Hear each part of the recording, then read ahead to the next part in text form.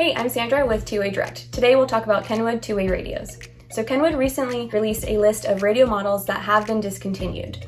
Among this list included a large portion of their TK series radios as well as their lower tier NX series radios and many more. The recommended radio model replacement for TK-2400 and TK-3400 series radios is the NX-1200 and NX-1300 series radios. In front of me, I have the Kenwood NX-1300 radio. A lot of people that have switched to this have been very happy with the range since it is a 5-watt radio. A couple features: this first knob is the on and off switch as well as the volume knob.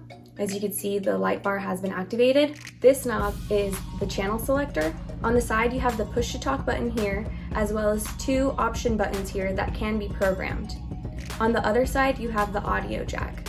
If you're thinking about trading in your existing radio fleet for the NX-1300, visit our website at twowaydirect.com or give us a call at 888-742-5893 and ask about our trade-in options. Thanks!